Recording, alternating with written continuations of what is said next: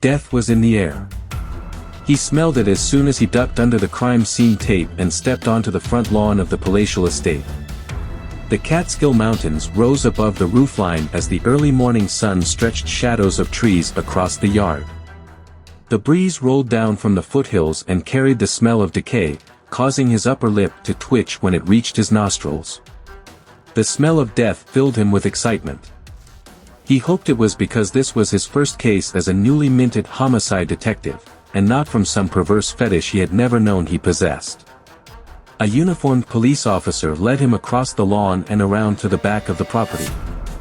There, he found the source of the foul odor. The victim was hanging naked from a second-story balcony, his feet suspended at eye level, and the white rope around his neck angling his head like a broken-stemmed lollipop. The detective looked up to the terrace. The rope stretched over the railing, tight and challenged by the weight of the body. The twine disappeared through French doors that led, he presumed, into the bedroom.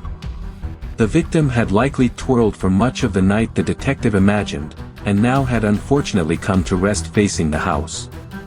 Unfortunate because, as the detective walked across the back lawn, the first thing he saw was the man's naked buttocks.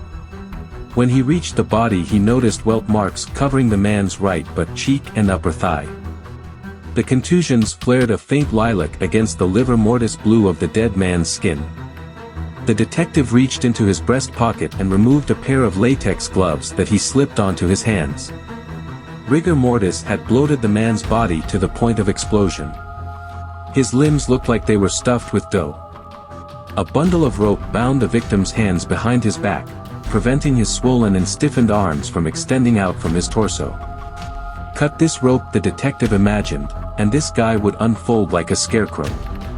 He gestured for the crime scene photographer, who waited at the periphery of the lawn. "Go ahead." "Yes, sir," the photographer said. The crime scene unit had already been through the property, taking photos and video to log everything at the crime scene as the before evidence.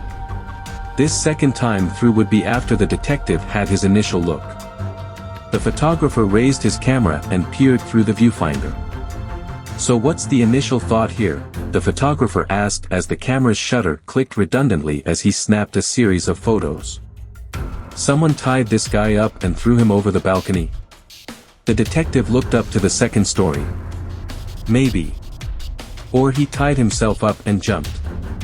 The photographer stopped shooting and slowly took his face away from the camera. "Happens more than you'd think," the detective said. "That way, if they have second thoughts, they can't save themselves."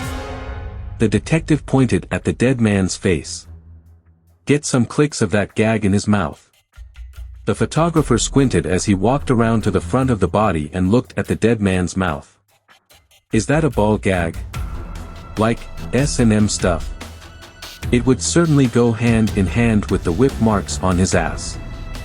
"I'm heading upstairs to see what's holding this guy in place." In addition to the latex gloves covering the detective's hands, plastic wraps now enclosed his shoes as he walked into the bedroom. The balcony doors opened inward and allowed the same breeze that had earlier filled his nostrils with the smell of death to gust through the bedroom. The pungent odor was less noticeable here, one story higher than where death hung in the morning air. He stood in the door frame and moved his gaze around. This was clearly the master suite. Vaulted ceilings were 20 feet high. A king-sized four-poster bed stood in the middle of the room with a night table on either side. A dresser sat against the far wall, its mirror reflecting his image back at him. Through the open balcony doors, the white rope curved up and over the railing to run at waist height across the room and into the closet. He stepped into the room and followed the rope. The closet had no door, just an arched entryway. When he reached it, he saw a spacious walk-in filled with neatly organized clothes hanging from scores of identical hangers. Shoes filled the thick pine cubbyholes that covered the back wall. Amid the cubbies was a black safe about 5 feet tall, likely weighing close to a ton. With an ornate knot, the end of the rope was tied to one of the legs of the safe. The other end, the detective knew, was attached to the man's neck, and whether he jumped off the balcony or was pushed, the safe had done its job. The four legs indented the carpeting with no adjacent depression marks to suggest the weight of the man's body had moved it even an inch. A large kitchen knife lay on the floor next to the safe. Morning sunlight spilled through the balcony doors and into the walk-in closet, painting his shadow across the floor and up the far wall. He pulled a flashlight from his pocket and shined it at the carpeting, highlighting the small fibers next to the knife. He crouched down and examined them in the bright glow of his flashlight. They appeared to be bits of frayed nylon from when the rope had been cut. Within the carpet fibers was a small puddle of blood. A couple of droplets had also landed on the handle of the knife. He placed a triangle-shaped yellow evidence placard over the blood and fibers, and another next to the knife. He turned and walked out of the closet, noticing a nearly empty wineglass on the night table. He was careful not to disturb it as he placed another yellow evidence marker next to it. Lipstick smeared the rim. High-stepping over the taut rope, he walked past the mirrored dresser and into the bathroom. He slowly looked around and saw nothing out of place. Soon the forensics team would be in here with luminol and black lights. At the moment, the detective was interested in his first impression of the place. The toilet lid was open but the seat was down and dry. The toilet water held a yellow color, and the pungent smell of urine registered now as his nose caught up with his eyes. Someone had used the toilet but failed to flush. A lone segment of toilet paper floated in the bowl. Another evidence placard found the toilet. He walked from the bathroom and into the main area, once again surveying the room. He followed the rope out to the balcony and looked down at the dead man hanging from the other end. In the distance, the Catskill Mountains were cloaked by early morning fog. This was the house of a very wealthy man, and the detective had been hand-picked to figure out what happened to him.